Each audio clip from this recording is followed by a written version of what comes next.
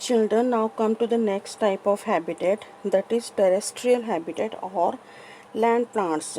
These plants require moderate amount of water, water in a proper amount. They grow in the soil which has moderate moisture, like it should not be dry, not too very wet. You must have seen these kind of plants around your neighborhood like mango, neem, people, etc. But some terrestrial plants grow in a very cold places. They are called conifer trees. They do not bear flowers. They bear cones, so they are called conifers. They have needle-like leaves to check the water loss. The needles are coated with waxy layers to reduce water loss. Like evaporation should be less in this. Example, pine tree, fir tree, etc. Now come to the xerophytic plants. These plants grow in dry and sandy soil. They grow at the places where rainfall is poor. So these plants adapted themselves according to the surrounding.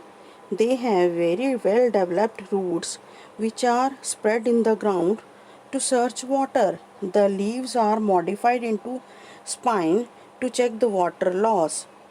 In these plants, the stem store water and does the function of photosynthesis. The function of photosynthesis is done by leaves in other plants, but in xerophytic plants, the photosynthesis is done by the stem. These are cactus, acacia, etc. Now come to the epiphyte plants. These plants grow on other plants. The plants on which they grow is called their host plant. They grow at the places where the land is warm and humid. They grow on other plants. They just wrap the stems of other plants. ये दूसरे plants के ऊपर लिपटे रहते हैं. So, but they make these plants grow on other plants, but they make their own food. They have two types of roots, hanging roots and clinging roots.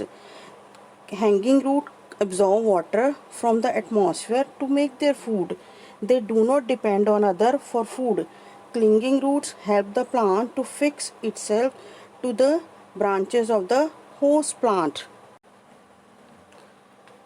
So these are all about epiphyte plants.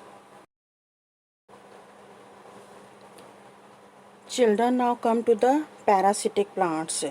They also grow on other plants, but they do not have chlorophyll, so they cannot make their own food. They get food from their host plant. Sometimes they cause damage to the host plant because they take food directly from the host plant, like dodder plant, yellow rattle, etc. The difference between epiphytes and parasitic plant is this, that epiphytes make their own food, but parasitic plants, they take food and water from its host plant. Children, have you seen a plant eating an insect? Yes, plants eat insect. These plants like pitcher plant, sundew and Venus flytrap, they grow in the soil which has very less nutrients. So they get their nutrients by trapping and digesting insects.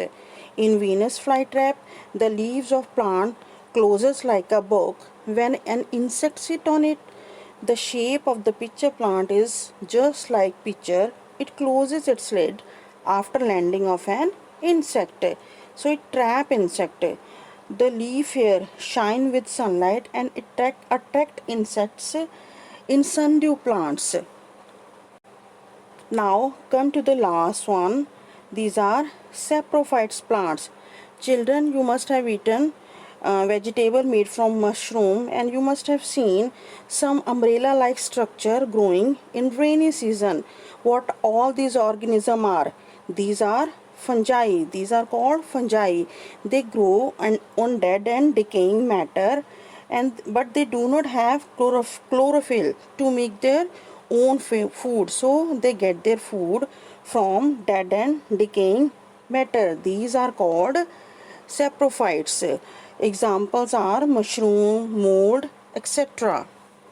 So children, this is all about the different types of plants.